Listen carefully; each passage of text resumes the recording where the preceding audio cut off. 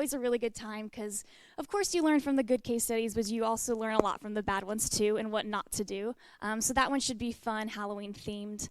And then, of course, the basics to end the month so that you can start November off with some fresh education.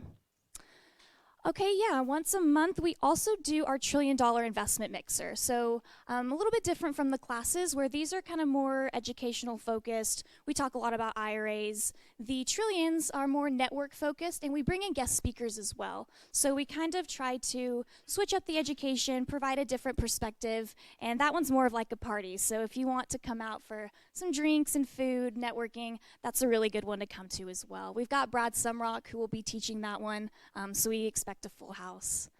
Also, if you haven't seen over there, we have been raising money for Habitat for Humanity. So we've been, of course, talking about this every week. We had a really big casino night. If you were able to come, I'm sure you had a blast. But we raised almost $10,000 for them so far. We're at $8,000, but we're getting close. So if you do want to donate and help us build a house for Habitat for Humanity, this is where we're at. We do have a donation box in the back, and we will gladly take anything that you'll have. Lastly, November events that we've got coming up. These are some specialty events, a little bit different than the ones that we normally put on. We have a mock auction that we'll be hosting with auction.com. If you haven't been to one of our mock auctions before, they are incredible. It's a very live action event. The crowd gets to participate, and it's very much so a reenactment of what it would be like when you would go and purchase a property at the foreclosure auction. So this one's really fun. Come out to that one on November the 20th. And of course, lastly, our MCE. So if you're a realtor, you need continuing education. This is a really great class to come to. Even if you're not, we provide breakfast for you as well, so come out, grab some snacks, and get to do some education with us. And now I will go ahead and introduce Nancy to teach you guys the 10K or less class. Let's give her a warm round of applause.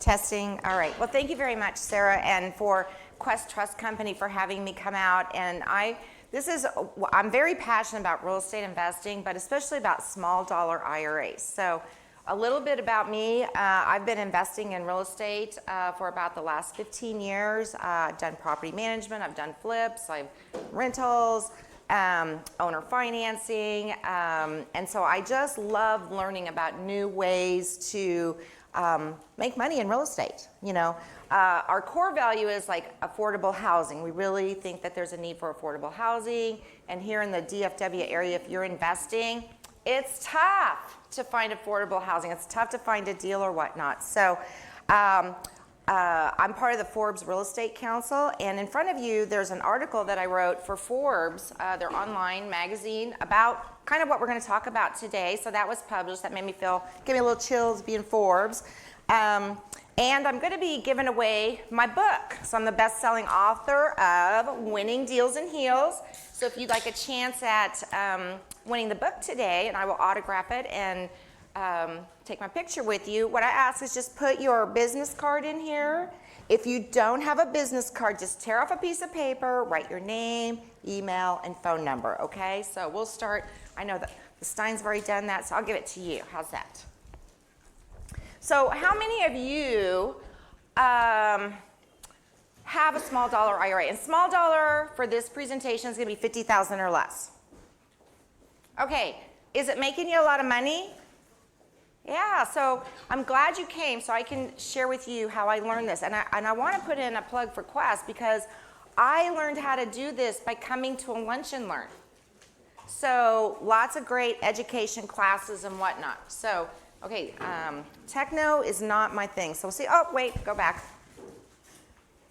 Okay, so first of all, the basics. So there are other companies that have self-directed IRAs, but for this presentation and for what I do, because that's where I have my IRAs is with Quest. So, I mean, there's other companies that do it or whatnot, but you just have to make sure it's self-directed.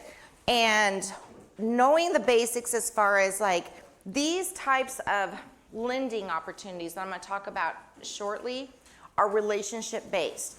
Normally in private, so what it is it's about learning how to take your small dollar IRA, and I help people kind of combine their IRAs to become private money lenders. Now, you're like, it's not syndication, it's not pooling, it's not or SEC. It's just a way of people coming together with their IRA to be able to be private money lenders. But number one, the way I do private money lending is I only lend to folks I know or have a background in real estate investing. Number one, when you only have like $5 or $10 or $20,000, that's actually more of a risk than someone with $200,000, right? Because that's all the money you have. It's not like you have a recoup. So I always do my due diligence on not just the deal, but who I'm lending money to. So typically with the small dollar IRAs, it's always first lien position. The terms are negotiable. Typically people, when we first started out, we did 6 to 12 months, but I was talking to Terry over here about, when you have a small dollar IRA, the idea is that you need to kind of let it grow, right? And if you're trying to lend $10,000 or $5,000 or $15,000 every 6 months, you know what's going to happen? You have fees. There's fees coming out, right? So the idea is to leave your money there, let it grow and everything. So I'm starting to talk to people about longer lengths of time than 6 or 12 months because you're going to see a better rate of return. Typically it's 10% interest and it's secured by real estate, meaning that you're in the first lien position. Now, because I've been doing this, I have a reputation and I pay back my lenders, I've actually had one deal I did, I needed $5,000 for reinstatement and some closing costs and repairs. And of the group that I work with, one lady had $3,000, one lady had $5,000. They were going to be in second lien position because I was buying the property subject to, and I explained that to them and everything. But because they knew me, they went ahead and lent me that money. So they've already been paid back, and they weren't making a huge amount. They made some points, and they, one got I think it was $25, one got $42. So it's not a ton of money, but $25 and $30. But just think if they had left that in there for 5 years, if they'd let me borrow it. But I didn't ask them, and they probably would have. So what kind of IRAs can you use? Pretty much any of them. The health savings account, a traditional Roth or simple IRA, a SEP. I have a SEP account. One of the properties I'm going to talk to about today is we actually used, I guess it was the traditional Roth, SEP IRA, the Cloverdale Education, I always want to call that Clover Leaf, and just the individual 401k. What you have to remember is it has to be with a company that's self-directed, and of course that's why we're here at Quest, because they're a self-directed IRA. Okay, so here's my first case example, and some of you, I've talked a lot about this little house. So this is a house that I bought sight unseen for $10,000. I did a mailing to out-of-state owners. I wasn't the first investor that had contacted this guy, but he got the postcard and he traveled a lot, and his wife said it's time to do something with that house. So the backstory on this house, it was built in, I think, 1940. It had been vacant for 5 years, and it was just time. He actually grew up in the home, and so we kind of bonded over, football and this. My husband's a great big Green Bay Packer fan, so whoo. He'll be here later. You can tell that to him. Vacant for 5 years. It had 23 city liens and taxes. So I made him an offer of $10,000. I'm a real estate broker, so I'm able to just go there. So while we were talking, I just looked up the numbers. I said, okay. And he wanted an offer, and I said, okay, I'm going to offer you $10,000. Remember, I hadn't seen the property. I mean, you could see it on Google. And he said, okay. I sent him a contract electronically. Boom, it was done. So I didn't actually go look at this property for probably right before we closed on it. And because I knew it's in the historic district of Fort Worth, and if you know your market, you can do this. Like I knew getting a house in downtown Fort Worth, I could run the comps, and I knew I was getting a deal. I didn't know what I was going to do with it. I thought I was going to wholesale. I did not know I was going to owner finance it. I just knew I got a house for $10,000, and I was like, raise the roof. That was exciting to me. Because if you've been trying to buy property here in DFW, you know $10,000 is a steal, right? This was in early 2018, okay? So been the family property for generations. The seller was just ready. I wasn't the first investor. I'm not the most savvy investor. He just happened, it was all timing, right? I mean, it had been sitting there for 5 years. So we paid $10,000 for that property. So we closed on the property, put a sign in the yard. Now it's all boarded up. See how it's boarded up right there? Now, one thing about this house, I mean, it needed everything. It's like kind of falling apart, and it's the windows were boarded up, but it didn't have any mold. I'm very sensitive to mold, and it was dry. So they had at least secured the property so there wasn't rain coming in and things like that. It was really rough. I mean, that's what it looked like the dad went and saw it, right? It needed everything. There was no AC. The heating needed to be replaced, foundation, historic, but it had good bones, right? I knew I could do something with it, and because in that particular area of Fort Worth, wholesalers were selling houses for $15,000, $20,000, $30,000, same street. It was really rough. This is some of the inside pictures. So this is the kitchen, and this was some old linoleum that they had. These are the kitchen cabinets. I wasn't sure what that was, and I know they're kind of dark because when you go into these houses, you have to make sure you have flashlights. Otherwise, you can't see really what was happening. And photography is not my strong suit, but that's what it looked like on the inside.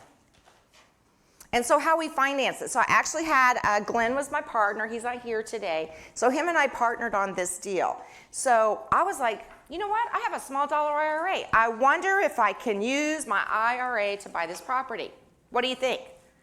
Yeah. So, but I didn't really know that. So I had to call up here and talk to Haley and all them and say, hey, I have a partner. I'm buying 50% of this property. Can I use my IRA? They said, yes, you can. So one partner, Glenn paid cash, and I paid with an IRA. So $5,000 each, right? And speaking of my life partner, here's my lovely husband, Packer fan, Brian Laabs. So, yeah, go ahead.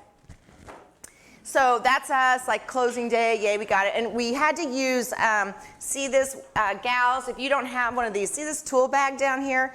So Home Depot, Lowe's, you can pick up, use some nice tools, electric drill and electric screwdriver and all that. So we had to take off the boards to go into the house. So, well, let me go back.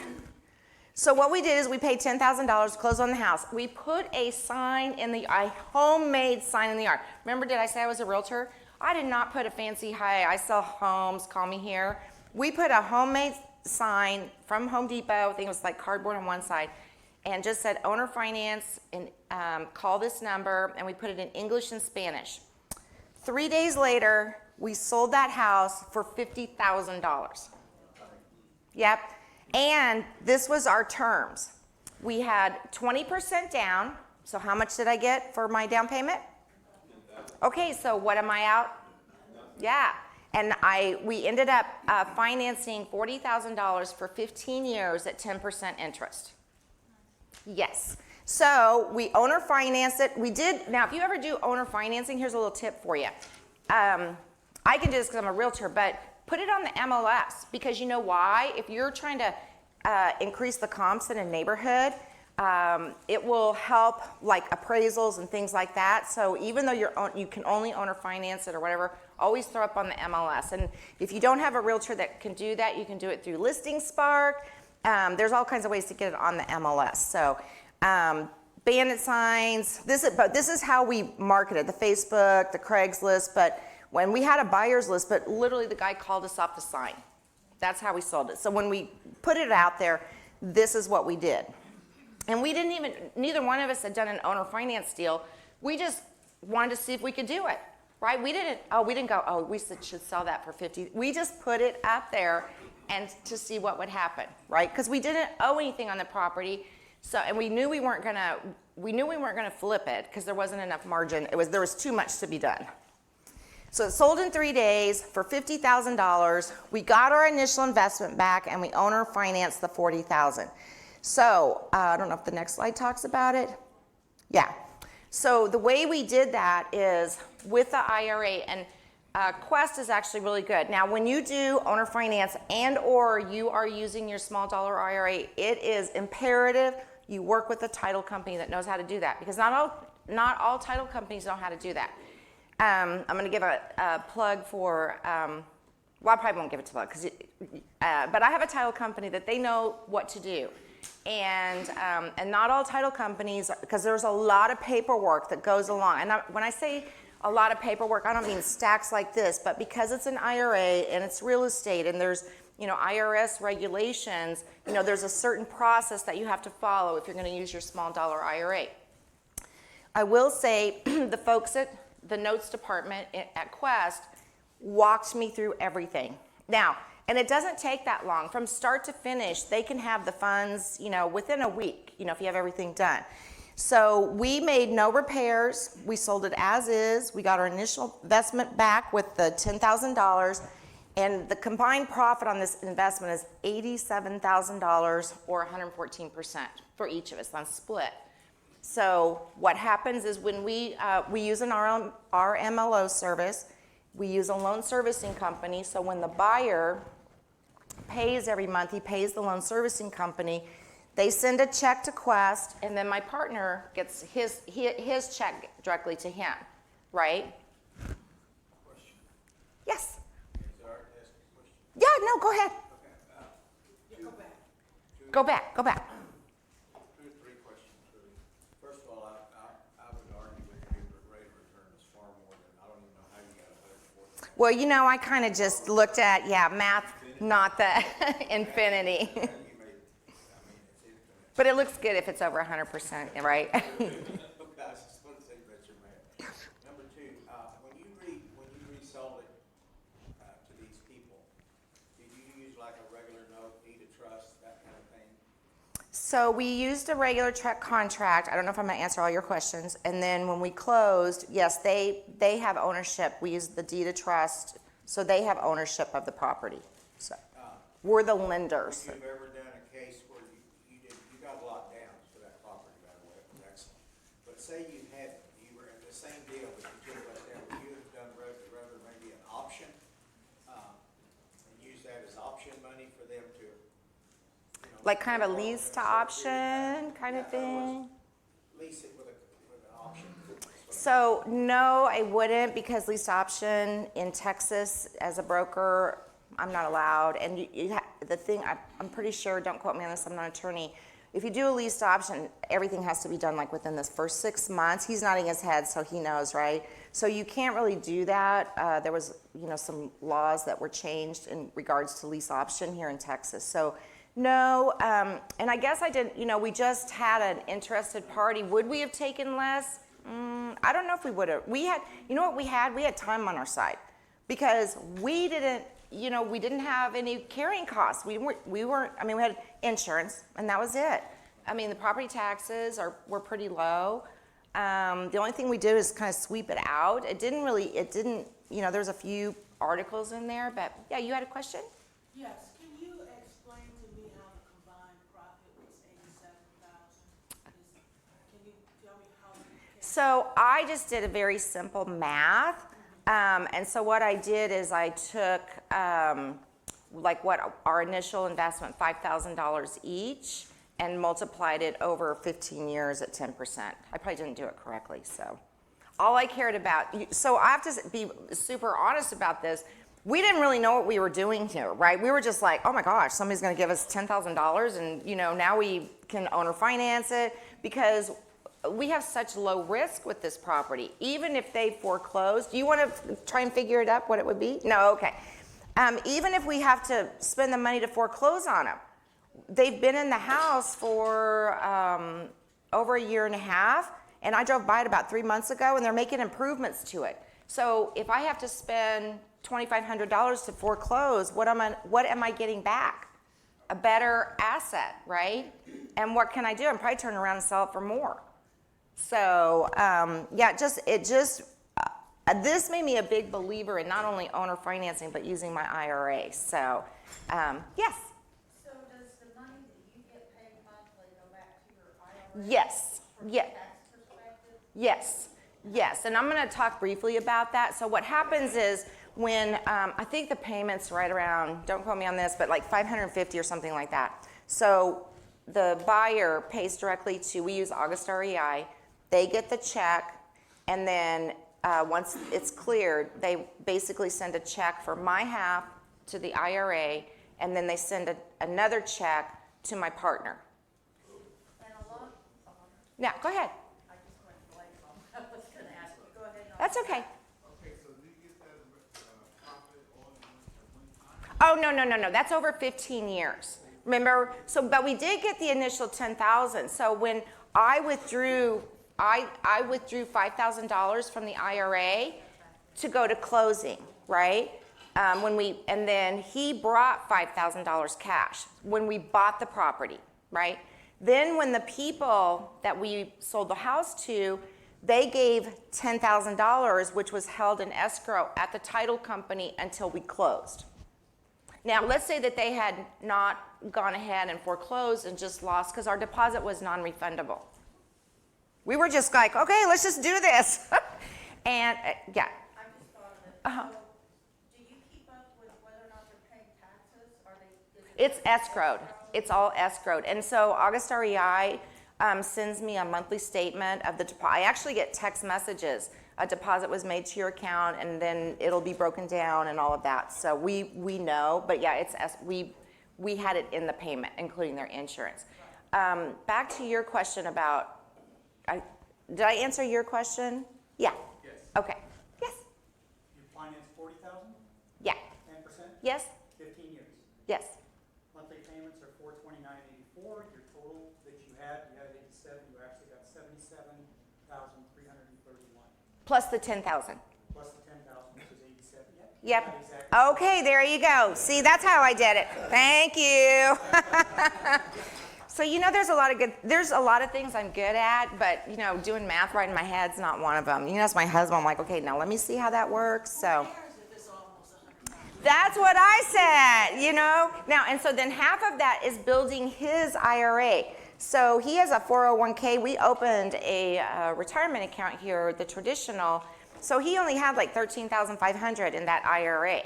So when the value of that IRA today, because they look at the asset that it owns, so we don't own it, that IRA owns it, and the value on that as of today is like $37,000 on a $13,000 IRA because it has the value of the property, one half of it. So, okay, so the $5,000 was the initial investment. So then it was returned to our IRA from the buyer's down payment at closing. Earnings to the IRA over 15 years, $43,000, increased IRA by 114% just on one deal.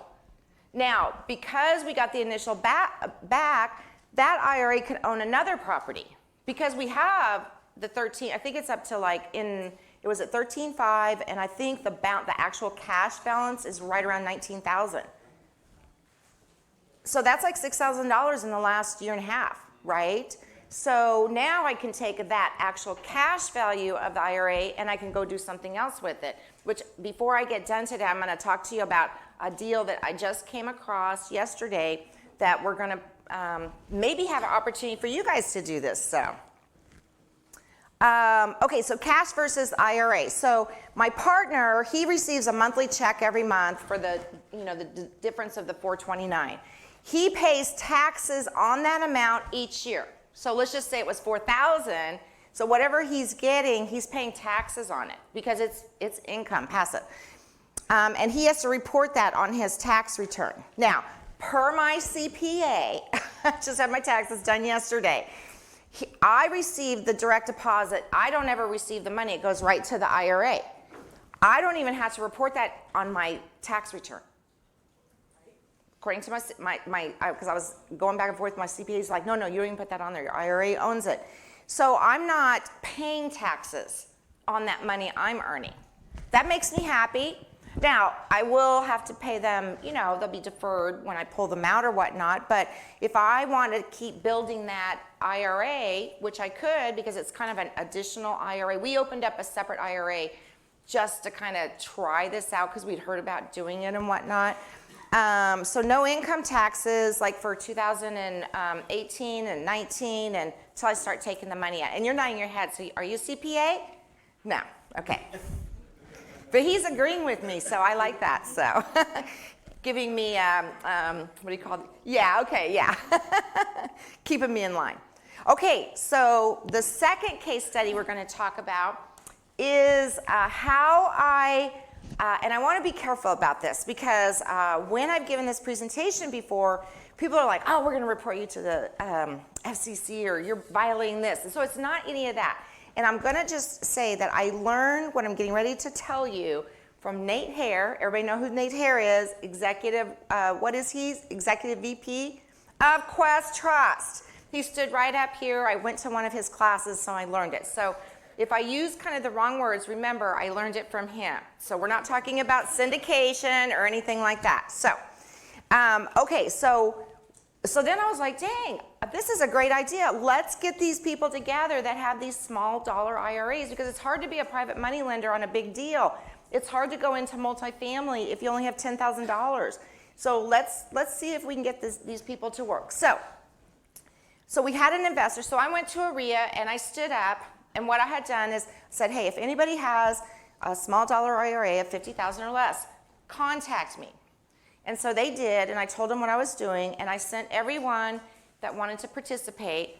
And remember, this is our first one we did. I sent them an info sheet, and it basically, I keep track of, like, you know, your name and your email address and what kind of account you have and how much money you're wanting to lend.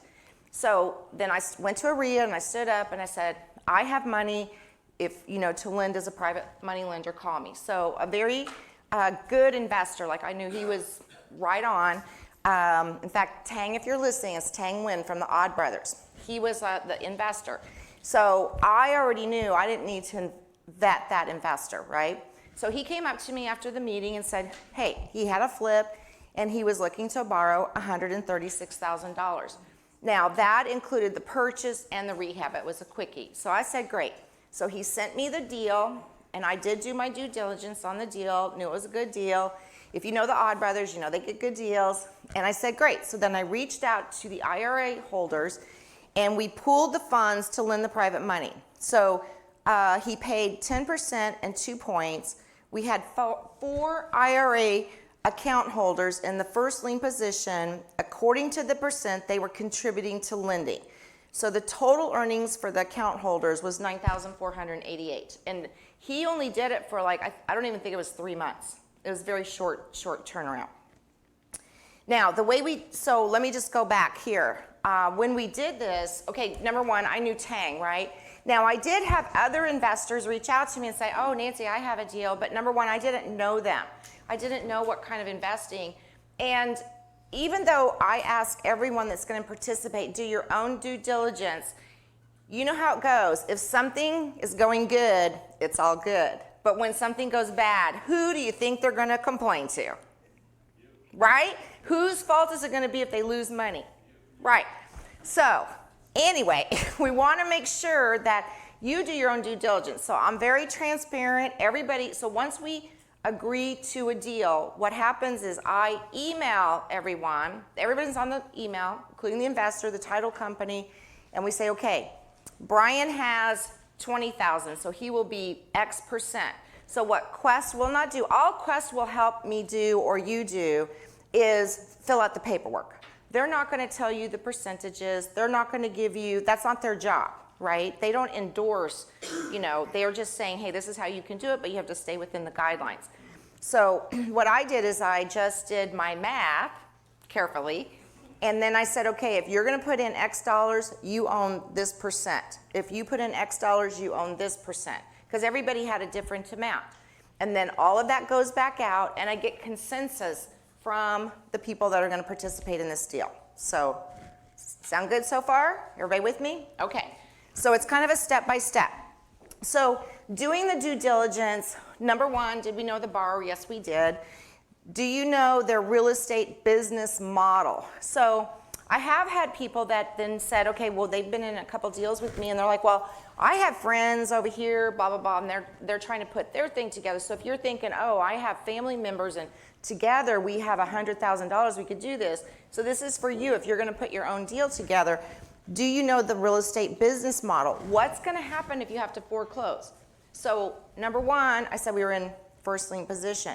But let's say you have the 4 account holders and you have to foreclose. What happens? What happens to those account holders? Because it's not the individual person that owns the property, it's the IRA. So you don't really want to, I don't know, because I've never had to do that and I don't want to. But behind the scenes, there's like a JV agreement saying that if for whatever reason we have to foreclose on this property, number one, we want to protect the IRA account holders' money. Number two, we're not going to sell the property at a discount in terms of to one of the IRA holders to take advantage of a bad situation. So my goal is to make everybody whole. That's why it's super important if you're going to try and do this on your own that you know what their business model is, and you know what, and you've seen their work, and you can go see the property. If you're new to private money lending, do not invest in New Jersey or Florida or outside of where you can't see it, because if you haven't ever lent before, it would be very hard for you to recoup your money in another state. So you just want to be careful about that. Do they have a track record of paying back their lenders? So very important question, and ask for references. So there's a couple people in this room I could ask for a reference and say, did I pay you back? So, and so you need to know, did they pay their lenders back? That's super important. What if you got into a deal with somebody and you're like, oh my gosh, they didn't pay their last 3 lenders back. Well, I don't want to lend money to them. So you kind of have to it's due diligence on the property, but also on the person. And did you drive by or see the property? Now every single person that went in this deal, guess what? I ran the numbers, I sent them the comps, I told them, how I knew Tang, because they didn't all know Tang.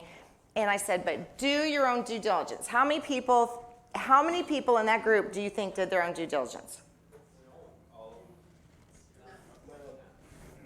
Because why? Because they trusted me, But I'm glad that they did, but, they know me because it's relationship based, right? But, there's some newer people in our group that don't know me, but they might just go, oh, she probably knows what she's talking about. So I also make sure I'm covered so that, people can't come back and say that I was doing something. Because, it's a reputational thing. Private money lending is not only, relationship, but it's your reputation.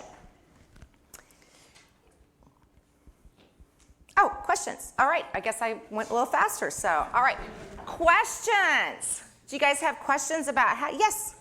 You mentioned something very briefly about how you protected the IRA owner.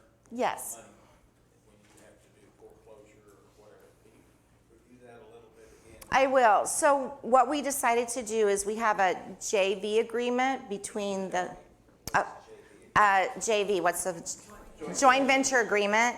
That kind of spells out, okay, we're all, doing this, real estate's a risk, but if you are in this, then what we're going to do is what we did is we said, we will, I would market the property because I'm the broker, right? I would put it up there. We wouldn't charge the group a commission. We'd just try to sell it as fast as we could to recoup the money that the IRA account holders were out.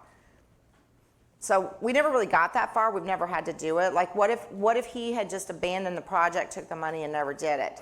So then we would probably be looking at having to borrow money to finish the project so that we could because he was flipping it. So, yeah. And right now, I don't know that I would I would never go into somebody that was doing a buy and hold. It would have to be a flip. So, yeah, somebody had a question over here. On the JV agreement and just like your lien, the first lien and stuff, you're an attorney? Yes. So the title company that we use is an attorney, and he writes all of that up. And let me just talk a little bit about No, what I was going to say is the thing with Quest is they are going to make sure the paperwork is correct. I'm not saying they're signing off. So here's the process. So once we all decided we were going to lend, I was a lender on this one as well. So what happens is you go online and you request a distribution. And there's a particular form, I forget the name of it, but you actually put the address of the property that you're going to lend on, who's the borrower, and all of that has to be filled out to the T. Like names have to be spelled right and all of that. Then Quest gets that information. Okay, so that's one piece of it. Then on the other hand, the title company has to have all of the account holders. Remember that sheet I told you about? The title company has to have the name, how the account is named, what kind of account it is, and the account number. Like we went back and forth because one person was their, I think their name was Richard, but they spelled it a little bit different. So we had to, but that has to be done. So then you have the Quest Notes department looking at it, you have the IRA account holders looking at it, and then you have the title company, and every step of the way, everybody in the deal has to sign off that it's okay, and you won't get funded. And so time is of the essence when you do this, because there is, a few steps with the paperwork. And literally, on another deal we were doing, the investor was driving, right? They were getting ready to sign their paper, and the money wasn't there because one of the private money lenders in the deal had not clicked a button. It's all online. It's very simple. I have a mock-up of how the forms are to be filled out, but it's very simple. They just need to click, I approve. And I'm calling them saying, okay, you need to make sure you do this, the investor. And so there was actually a delay in getting the funding. So in my group, when I talk to folks about it, if they're gonna participate in what I'm doing, they just have to know that they can't go on vacation for a week. You know what I mean? I've got to be able to get a hold of you. You've got to act, and usually you've got to act like now. So, yeah. So, maybe getting into the weeds just a little bit, so you open up an LLC with paying and then a bank account? Nope. So what happens is on the deed of trust, the 4 IRA accounts were all there, right, on the deed of trust. And it was just it would be like he just went and got a loan. So Quest wires the money to the title company, like you're doing a regular closing. It went directly to him. So it went from Quest to his, however he wanted, to the title company, sign all the paper, and then the title, that's how it goes, I'm sorry. So what happens is once the notes department and the title company have all signed off, right? Then the money is wired from Quest for those 4 accounts. It goes to the title company, and it sits there until everybody's, till it's closed and funded. And then the title company gives the money to the borrower. Yeah, if I had a little whiteboard, I'd just draw that out. But yeah, it's just like buying, right? Yeah, or just a regular buy. You're just getting, it's like you went to a hard money lender, but instead of it being this company of a hard money lender, it's 4 IRAs from Quest. And because the notes department handles, they're looking at all. So it's one simple transaction for Quest. They're just taking 4 different amounts from 4 different accounts, putting it together, and then that gets wired to the title company. Yeah. Yes. Oh, let me get to him. Yes. Okay, I'm considering doing buy and hold property. Yes. So what is the steps I need to take to do that within my IRA?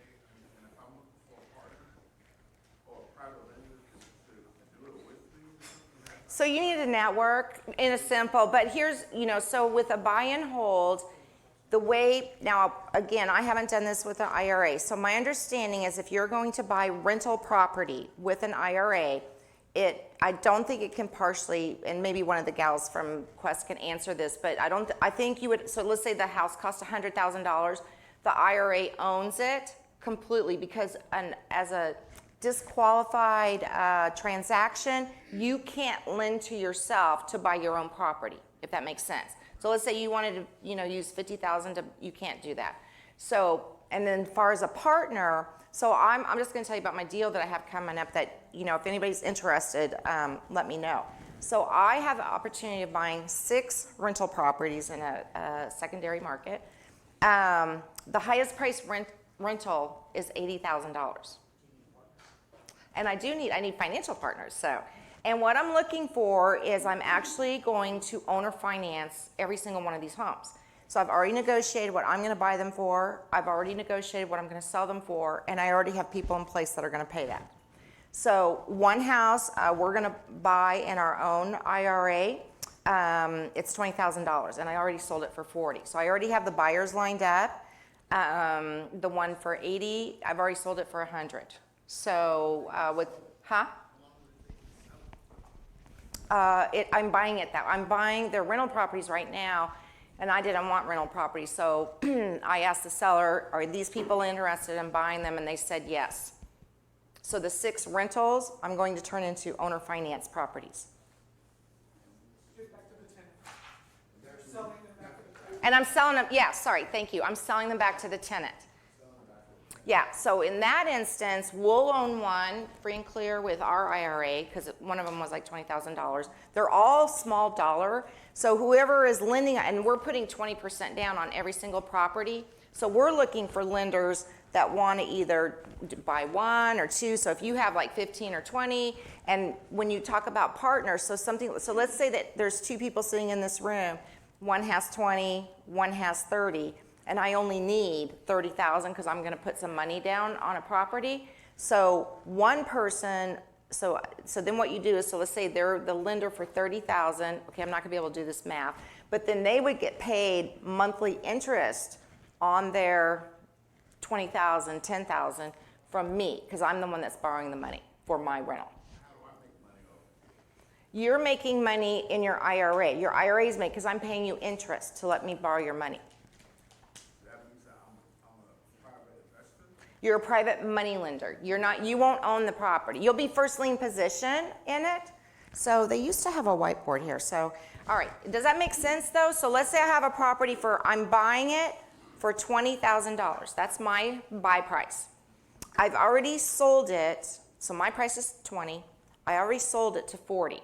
So I have to pay 20, right? So remember that IRA I was talking about? So we're gonna buy it with that IRA. So that IRA will actually own two properties, right? Now, any payments that I get will go right into that IRA. Nancy won't get that, Brian won't get that. It's gonna go to the IRA, but that's okay, because there's 6 of them. Yeah. So if you have, yeah, go ahead. Are there any geographic limitations? Like, does it have to be in Texas or are your properties? No, it's just your comfort level on lending. There's Friends of the Financial Network. I know there's some people in here that are part of that network. And they post all the time about lending deals that you can do, that they're looking for small dollar IRAs in North Carolina and Mississippi. So yeah, no. What is that lending organization called? It's called Financial Friends Network. It's a great online forum, and they'll be, as you read the daily posts, and people are always looking for money there. So, yes. You buy these properties with LLC or corporation? So we're buying them with the IRA. So the IRA owns it. My LLC doesn't own it. Yeah, it's under his. Yeah, that. We have other rental properties that are in our LLC, but these are we're going to buy through our IRA. Yeah. Yeah. So, but his, like in that one I was talking about, the IRA owns it. So it's not in the LLC. It's just in the IRA. I know it's weird. We own it, so it would be in our portfolio, but it's the IRA that owns it. Because we're building our retirement account instead of getting Other taxed. properties you've done the Yeah. LLC with. Exactly. Yeah. So we typically buy LLC. That's how we do it. We don't do we don't do series LLC. We will put X number of properties depending on the value, because the whole thing is to protect yourself from being sued. And then we work with people, like our insurance company, kind of keep us done. So, did you have another question? You did. I just want to know, you keep saying things, well, like, personally, I don't do the series LLCs, and we didn't want rentals, we were choosing owner financing. Could you tell us why? I will do that. Okay, so we've been investing for like 15 years. So we are not in our 20s or 30s. I know it's hard to believe. So, our backstory is we came from Phoenix, Arizona, and I was not in real estate. I was a blood bank management consultant. I traveled all over the U.S., Canada, and England, helping blood banks to become more efficient. Not really real estate related. If you've ever been called by somebody, I usually help them how to do that. So in 2005, what was happening in Phoenix, Arizona? We were the house we lived in for 8 years. And we started looking for another house because between us we have a lot of kids and we've been there for 8 years and was like, well, let's buy a new house. Well, we had a 2,700 square foot, 4.5 bath home, 4-bedroom home. We could not afford to go buy what we already had because the housing market had gone crazy. And we lived in Gilbert, Arizona. It was a lot like Frisco when we first moved there, and then it boomed. So we started going to open houses, and our mouth was hanging open what people were paying for houses in our own neighborhood. Flip. So you know what we did? We made a decision to quit our jobs sell our house, and move to Texas. And that's exactly what we did. And not because we knew, oh, we're so smart about real estate. No, we were greedy. We said, when can we ever make this kind of much money? And so that's what we did. We quit our jobs. We felt like we could get jobs anywhere. And we had some friends that lived, Brian's from Wisconsin. I'm from Kansas. We didn't want to really live there. And so Texas. So when we moved to Texas in 2005, we sold our house in July 2005 at the peak of the market. Guess what? The very next month it went down. So we just got out with the skin, not because we knew what we were doing, but we were like, yay. And I had always had a passion I watched a little too much HTV back in the day, and I'd always had a passion for flipping. I just wanted to flip houses so bad. And now we had a little bit of money that I could do that. And so the realtor that sold us our house in Frisco, then I said, hey, I want to flip some houses. And she goes, well, you need to go talk to this lady. And so she turned me on to this woman that was a big-time real estate investor. And she said, you need to go pick up the book by Gary Keller. And if you want rentals, Gary Keller of Keller Williams wrote a great book called The Real Estate Investor. It's a blue book, Millionaire Investor. Thank you. And you can get it at Half Price Books. And it was our Bible, how we bought 322 single-family homes.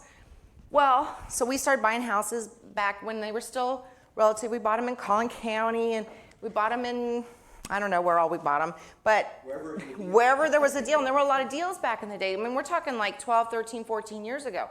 So now, fast forward to where we are today. So we had to make a change because of the property taxes and the older properties, and we had longtime tenants. So what happened was our tenants were here, but the rents were here. So we had to make a decision about, well, if we kick these tenants out, then we're going to have to rehab it.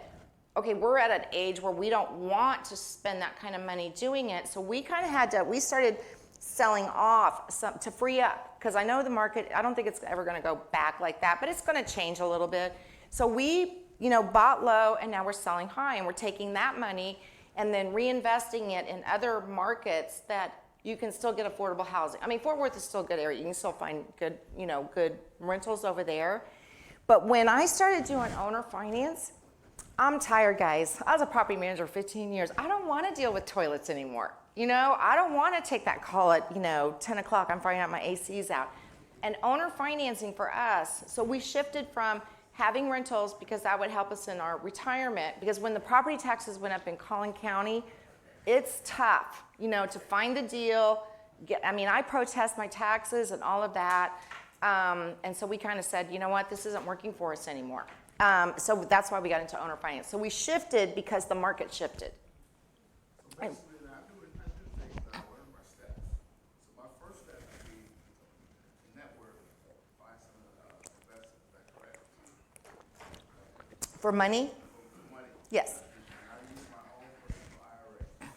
Okay? Is that correct? If you're buying, yes, if you can buy the property whole, like you can't take, other people's money, and your IRA has to be able to own that property. Does that make sense? So like in my case, I own half of a property. Okay, so what if I don't have enough to finance the property whole? So that means I'm looking to get other investors to come on board with me to buy this property. Okay, who's got some suggestions for him? I know there's a lot. Yeah, go ahead. You explained it very well as a JV. Yes, you find some other investors, you basically show them the opportunity, and then you split the deal according to the amounts that they put in. So if you have 4 investors, then it splits 4 ways, but one may only have 10%, one may have 40%. It depends on the money put in. So that's a joint venture, and that is the easiest way to set up, because it's a one-time deal. You want to set up an LLC for that, because then you're in business with them. And if you're looking for money lenders, this is a great place to come. The $1 trillion, I can't say enough about the networking I've done at the Quest events. The Expo, I wasn't able to go to the Houston one, but I went to the first one they had last year in Dallas. Awesome networking. So really, people are going to lend money to you if you have a deal, if you have you don't even necessarily have to, you have to show a track record. So like if you came up to me, like right before we got here, I was telling Sarah this story. Right before I came here, I got a phone call from somebody that I do know them. I don't really know their work. I don't, and I know that, I know some things about them.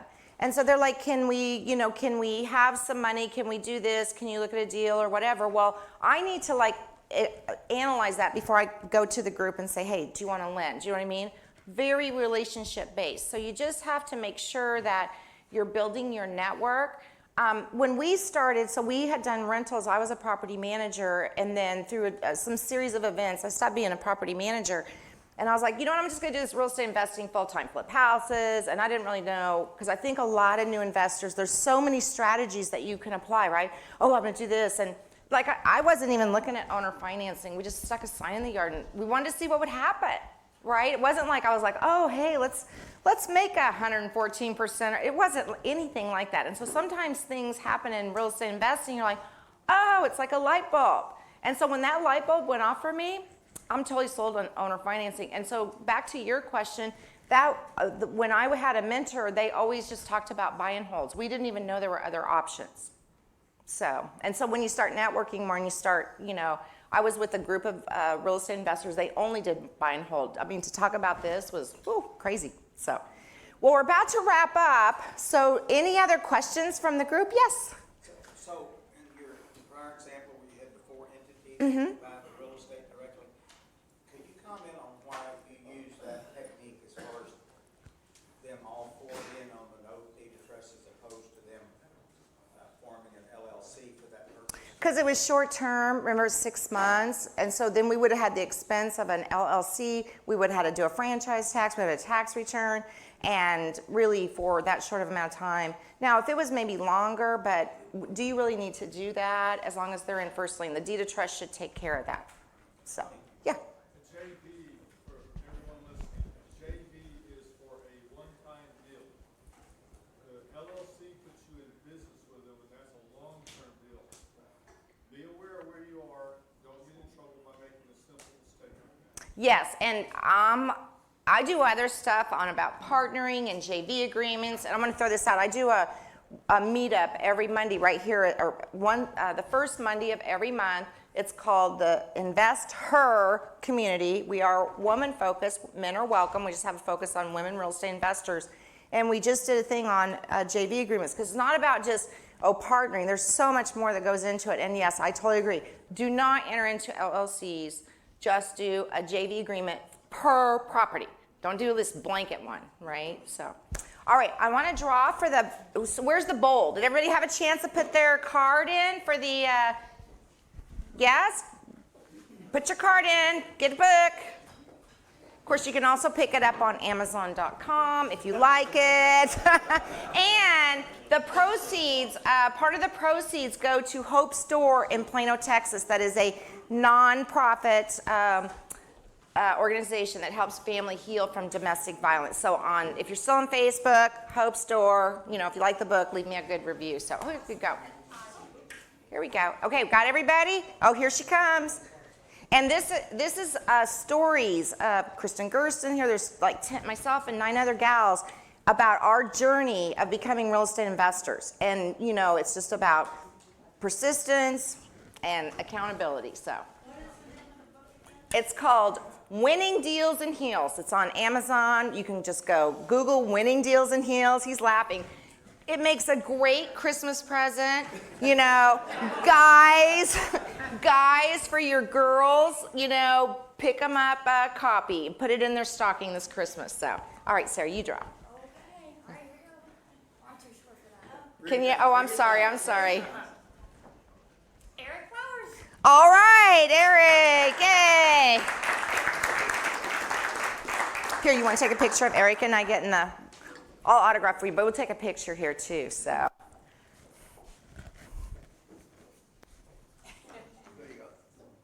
All right, thank you, sir. Is it E-R-I-C-K? E-R-I-C. Okay, I'm going to autograph it. Do you got to go right this second? No. Okay, all right, I'll sign that for you. Okay, thank you. All right, well, thank you, everyone. I'm so glad you came out. Yay! Thank you, Nancy. And if you want to know how to get in on that pool of private money lenders, there's my email, nancy@kbnhomes.com. You can find me on Facebook. KBNhomes.com is our company. And there you have it. So thank you very much. Thank you, Nancy. Let's give her one more round of applause. All right. Yeah. So now is the time in our class where we actually allow people to come up to the front of the class if you have a deal or a service that you have, or maybe you're looking for a deal, something that you want to provide to the audience and the people online. Come up to the front of the class, say your name, your email address, and phone number. Definitely be sure to say it clearly because there are people online that may want to do deals with you guys. So feel free to come start us out. And if you want to network, feel free. Please keep it quiet and to the back if you don't mind, because there are people that are online watching. Well, I think we need to give this young lady a hand. She was really good. Anybody learn anything here today? ERIC. Well, I'm an investor's realtor. Let me explain what that means. If you're a wholesaler, you're selling homes too cheap and you're hurting the market. Come to me. I help you get more money for your house and help the market. Next thing is, if you're a home builder, I have hundreds of lots that I need builders for. Next thing is, if you don't have the money to build them, I can loan you the money. My name is Eric Clowers. My number is 972-877-1600. Get with me. Let's make some money.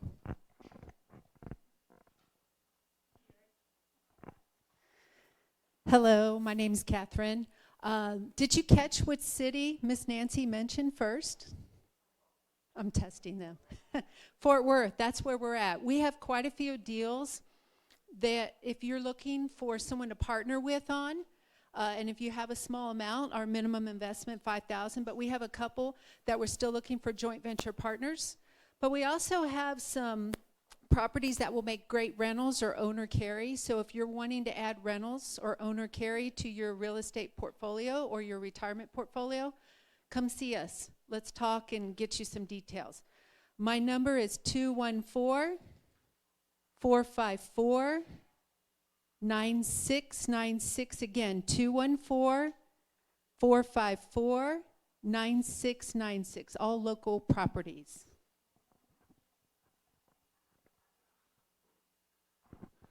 My name is Chris Lynes, Lynes. What is the number one need in real estate today? And actually our speaker referred to that. That's affordable homes. Our organization has been created just to build brand new affordable homes with superior technology. And I've got some brochures here, but for those people online, my phone number is 972-979-1701. And we're looking in for investors. And we're getting off the ground. We're building our first house in the next week. So we're getting to go. And we've got all kinds of deals. We're working with Eric Clowers over here on some of the deals he's been talking about. Anyway, next. Bill Biggs.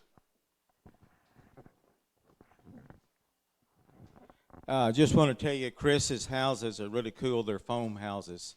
So they're really good on efficiency. And probably can build them cheaper than you can stick built.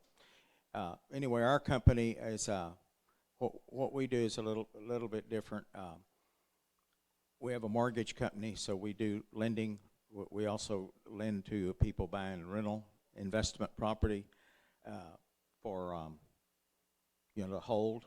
For flips, we can come in if you have a deal where you need money to close. You've signed a contract, you're going to close, you found a buyer, and let's say you need $100,000 to close. That's what we do. We can come up with that money very fast. You close, we charge a fee for it, and you're on your way. In addition to that, we also have an escrow bonded company, bonded and licensed to take care of payments, because every now and then you might sell a house to some guy rental, he may, because it's in his best interest, but he didn't want to jack with it. Now I'm talking about a note, not property management. When he sells it to somebody and he doesn't want to collect it, then we do that. We collect it, evict people, foreclose on them, whatever. But most of the time, if they're checked out properly, if they go through us and let us kind of check them out, they're okay. They're not gonna fold. The name of our company is Affiliated Advisors. And our number is, I have a card here, 214-675-2424. Thank you.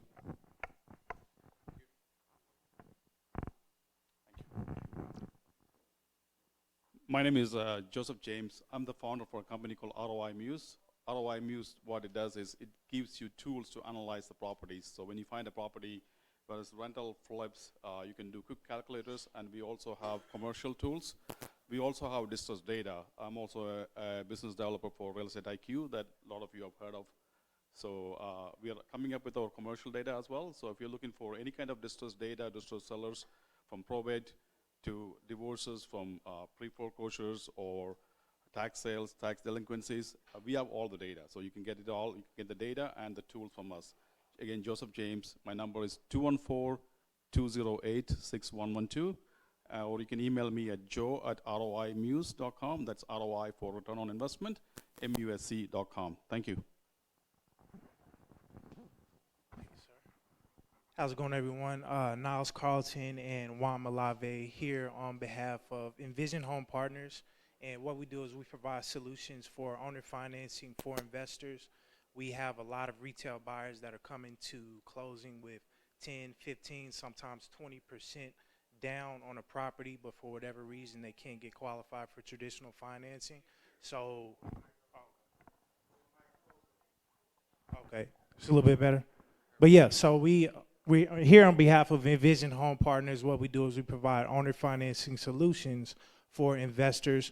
We have buyers coming to closing with anywhere from 10 to 20% down on a property. They're more than willing to go forward with the purchase, but what we do is we link the investors with the buyers at, 10, sometimes a little bit higher interest rate over time. And we do have a deal in particular right now out in the Casa Linda area. The deal is worth $315,000. We have the sales price negotiated down to $231,000. Have a buyer coming to closing with $28,500 right now at a 10.5% interest rate. We are looking for investors to start partnering up on these type of deals.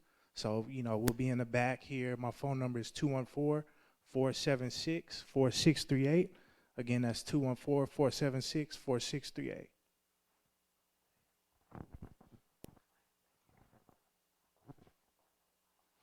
Hi, my name is Rick Farnoosh with Willow Springs Investment Group, and all we do is commercial because it pays a lot more, we think. And we just currently started breaking ground on our 54,000 square foot office building in Fort Worth.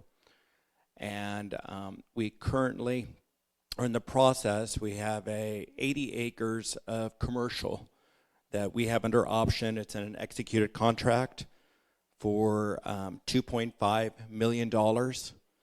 We just got it appraised for $10 million. So if you guys are interested in finding out about commercial, you can give me a call at 214-809-1286. Again, my name is Rick Farnoosh with Willow Springs Investment Group. My telephone number is 214-809-1286. And myself, Matthew, and Robert will be in the back if you have any questions. Thank you.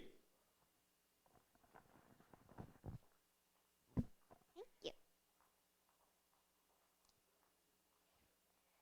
Hello. My name is Emma Criddle. I have a podcast called Storytime with Emma on Castbox. I've read a little over 600 books now. I'm really proud of myself. Thank you.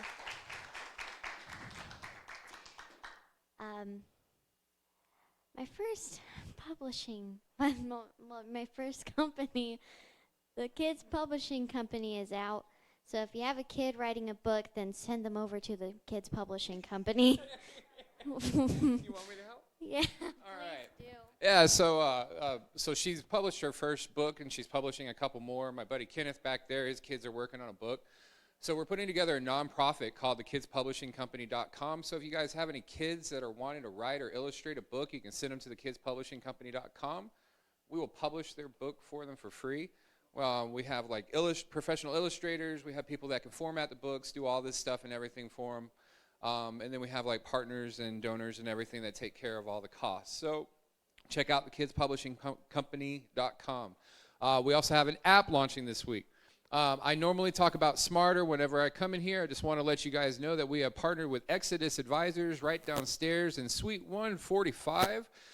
Starting in November, we will be putting on luncheons ourselves to teach you guys how you can use Exodus services and how you can invest your IRAs in software and make a lot better returns than you can here in real estate. So that's all.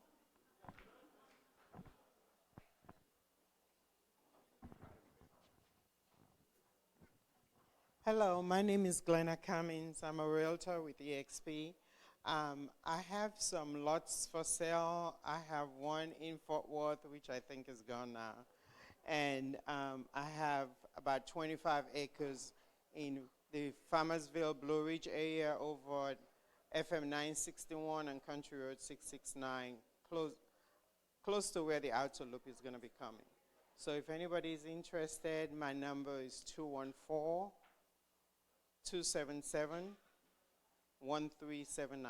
That's 214-277-1379. Thank you. Thank you. Hi, I'm Bill Caruso. Every week I ask the same question to Sarah, to Haley when she was here. How much money do you all think Quest has that's not invested right now? How much of your money is not invested? Any guesses? No guesses? Okay, if you guessed 300 million, that's correct. It's a lot of money, and I'm sure that a lot of people here have accounts where they don't have their money invested right now. Don't make that mistake. Invest it in something.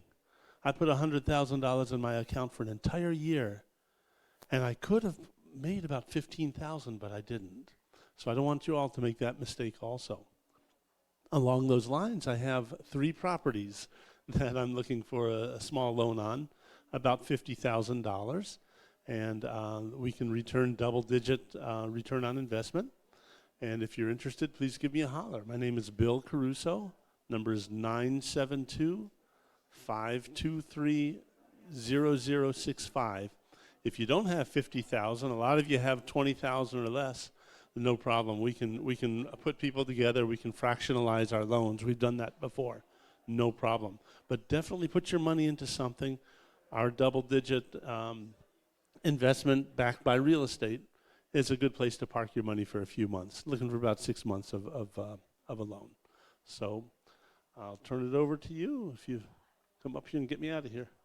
Oh, I'll be in the back. I have a sheet of paper you can sign if we don't get a hold of each other. Definitely put your name on it. Thanks. Thank you. How y'all doing? My name is Harith Hattie. I don't have a sales pitch. I'm a truck driver with UPS. I've been doing this for 4 years. I finally decided to do a rental. Well, before that, I want to do a fixer-upper. I want to do it with partner with somebody with experience, even one deal, just to get away from the newbie's mistake. If you have anybody in mind, I would more than happy to talk with you. My phone number is 469-288-0648. Thank you very much.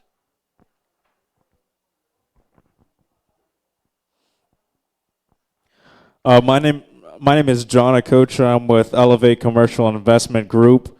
We invest in multifamily properties, CDB areas, and I actually have a property available right now. It's a 506C, so this is for accredited investors only. It's going to be in Arlington, right across from the Cowboys Stadium and the Rangers ballpark. It's 100% off market, 192 units. We're going to give our investors a 16.2% IRR. If you're interested, I'll be in the back for a couple of questions.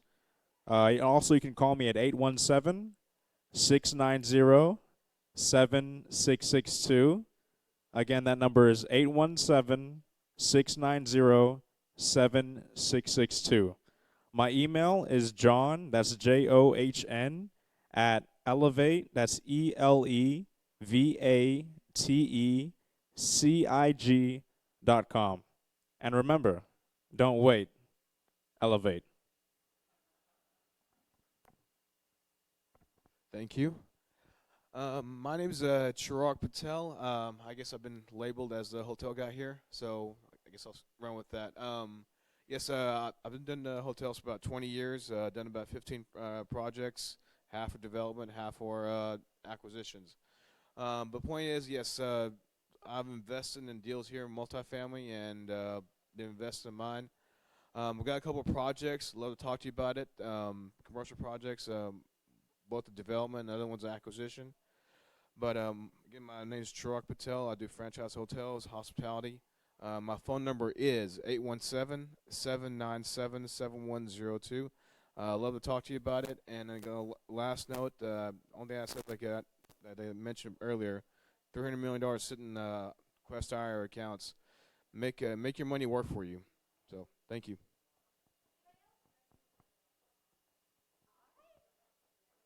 Well, thank you guys for all coming out. Feel free to stick around, network in the back. If you need to get signed up for any of our events, come see myself, Anicia, or Logan will be in the back as well to answer any questions.